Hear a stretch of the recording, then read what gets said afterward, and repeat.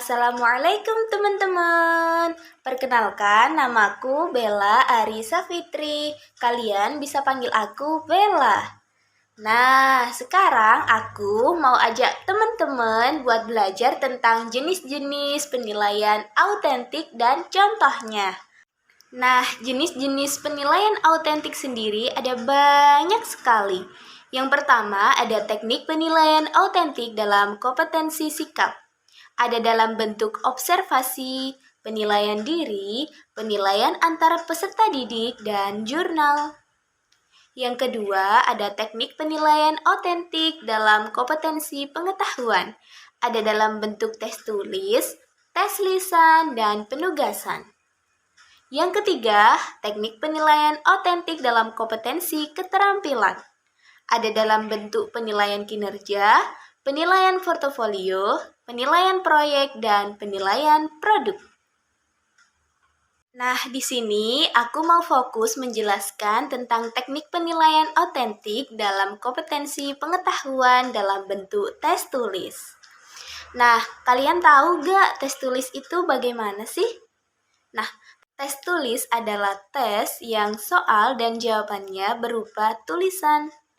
Tes tulis biasanya disebut dengan penilaian paper atau pensil tes karena berbentuk tulisan. Nah, peserta didik tidak harus merespon dalam bentuk tulisan saja loh. Bisa dalam bentuk mewarnai, memberi tanda, atau menggambar grafik, diagram, dan sebagainya. Kita lanjut ke bentuk tes tulis. Bentuk tes tulis ada dua. Yang pertama, memilih jawaban. Bisa dalam pilihan ganda, dua pilihan benar salah, atau menjodohkan juga sebab akibat. Nah, yang kedua, mensuplai jawaban. Bisa dengan soal isian, jawaban singkat, atau soal uraian. Nah, kita lanjut ke kriteria tes tulis. Dari segi aspek materi. Nah, yang pertama, kesesuaian soal dengan indikator. Yang kedua, batasan pertanyaan dan jawaban yang diharapkan jelas. Yang ketiga, isi materi yang ditanyakan sesuai dengan tujuan pengukuran. Yang keempat, isi materi yang ditanyakan sudah sesuai dengan jenjang jenis sekolah atau tingkat kelas. Kriteria tes tulis dalam aspek konstruksi. Yang pertama, rumusan kalimat soal atau pertanyaan harus menggunakan kata tanya atau perintah yang menuntut jawaban peserta didik. Yang kedua, ada petunjuk yang jelas tentang cara mengerjakan soal. Yang ketiga, ada pedoman dan rubrik penskoran. Yang keempat, hal-hal yang menyertai soal seperti tabel atau gambar atau grafik atau peta dan sejenisnya dijadikan dengan jelas dan terbaca. Nah, yang terakhir, kriteria tes tulis dari aspek bahasa. Yang pertama, rumusan soal menggunakan bahasa yang sederhana dan komunikatif sehingga mudah dipahami peserta didik. Yang kedua, rumusan soal tidak mengandung kata-kata yang menyinggung perasaan peserta didik atau kelompok tertentu.